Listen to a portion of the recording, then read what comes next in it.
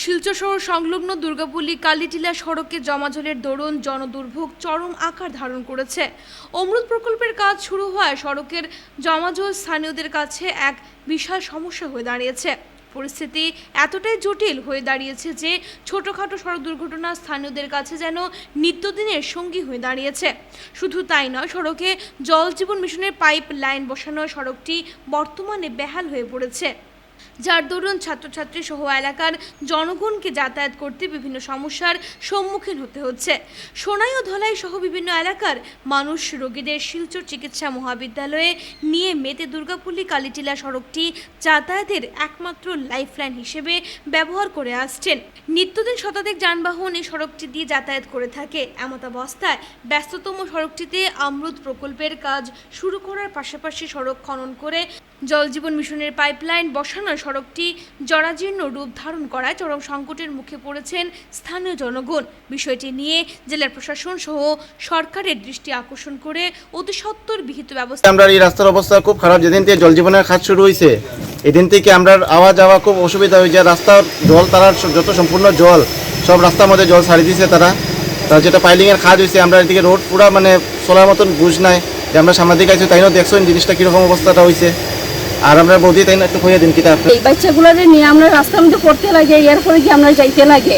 আজকে তারা 5 বছর যদি কাজ রাখছে, আমরা পাবলিকে কিন্তু এই বুক দশা বুকার লাগি, আমরা পাবলিকে কিন্তু এটা দায়িত্ব নিতাম যে এই কষ্টর বাকি দেখালে আমরাই হইতাম, অন্য কেউ হইতো না। এই অবস্থায় যে আমরা যেন চলছে, বাচ্চারা পড়ে, বাচ্চারা নিয়ে আমরা দুইতে করতে লাগে, এই সমস্ত কষ্টটা করতে লাগে। আজকে বছর দিন চলছে, তারা রাস্তার কাজটা ঠিক মতো করে না। এটার দায়িত্ব কেন? জল ব্যাগ আমি ব্যবহার করতাম পারতাম না, জল ব্যাগের লেগা ফুলো করে নিয়ে এখানে নিয়ে দিয়ে আর ডেলিভারির সময় কি কষ্ট হয়েছে ডেলিভারির সময় কতজন মহিলাদের আমরা ফুলো করিয়ে নিয়ে এই রাস্তা দিকে নিয়ে রাস্তা পার করা হয়েছে। বাচ্চারা এই যে অবস্থা, ডেলিভারি পেশেন্ট নিয়ে যাওয়ার সময় আমরা ঘরে উঠতে লাগে, মানুষ উঠিয়ে এইরকম পেশেন্ট একটু দাঁড়া করে বা একটু স্থির করে তারপরে আজকে দিয়ে নিতে লাগে এই রাস্তার কারণে।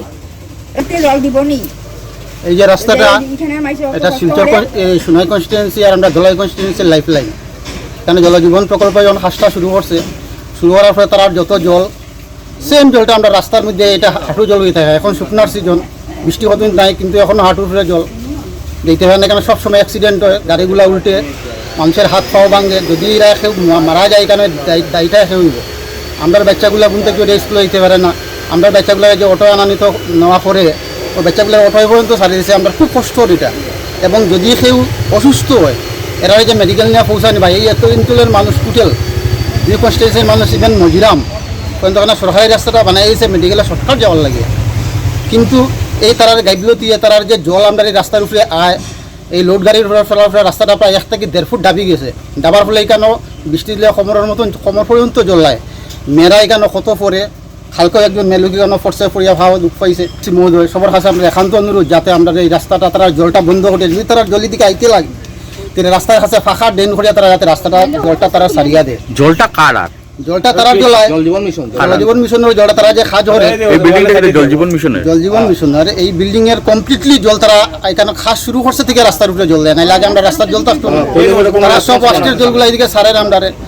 আমার বয়স তো আরো আর অত সারা তোমরা যেতে পারি না, অত বাড়া লয় 50 টাকা 60 টাকা হলে কোনো সময়। তবু আমরা যাই কিনা করতাম, আঠিয়াতে যাওয়া লাগে কিনা করতাম।